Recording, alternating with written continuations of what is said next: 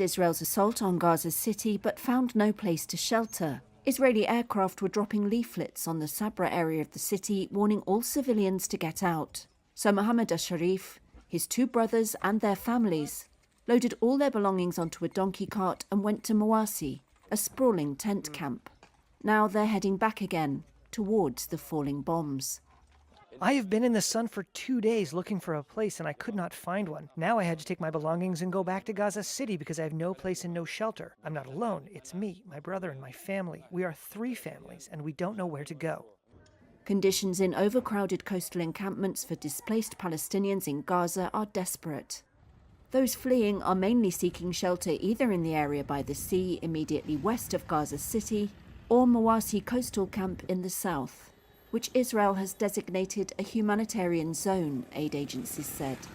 Many arrive to find no space for shelter, few tents, inadequate water supply, and restricted healthcare, according to more than a dozen Palestinians who'd made the difficult trip with their families and spoke to Reuters, as did UNICEF and the Hamas-run Gaza government. There's no such thing as a humanitarian zone or any safe area in Gaza, says Abu Fadi Abu Auda. Conditions in Mawasi are miserable, and he doesn't know what will happen if more newcomers try to pile in. Those people who are newly displaced coming to us here in the areas we've been displaced to. There is no place for them to live. People are fighting with each other.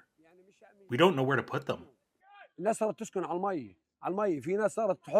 People are living on the water. People started camping on the beach with the seawater hitting them all night. They don't know where to go. The UN Humanitarian Country Team, a grouping of UN agencies working in Gaza, rejected Israel's description of Mawasi as a humanitarian zone. UNICEF spokesperson Ricardo Pires agreed. They're looking at places to go outside Gaza City, but when they try and do some sort of recce of whether that would be a safe option or not to move their families, they find out very quickly that the risk of trying to move out is amazingly enough often greater than actually staying where they are. Israel has conducted strikes inside areas it has designated safe or humanitarian zones throughout the war. Israeli military spokesperson Nadav Shoshani said Hamas militants hide among civilians, which Hamas denies. Reuters asked Shoshani how Israel planned to fit 1 million people into already overcrowded areas and provide for them. And that's what we're working on. More tents, more food, more water, more medical centers in this area to make sure that people can come and reach, and this is something we're dealing with daily. These satellite images show how tents have multiplied at Ash-Shati camp between late August and this week, and at a so-called humanitarian area near Deir al-Balah. Ra'ed al-Far says she has been displaced 5 times. Nearly all Gazans have been displaced at least once, and it's accelerating.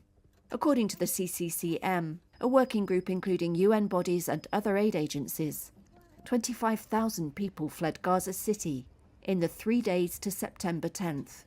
Far and her family fled after the latest evacuation orders and found space to camp by a garbage dump.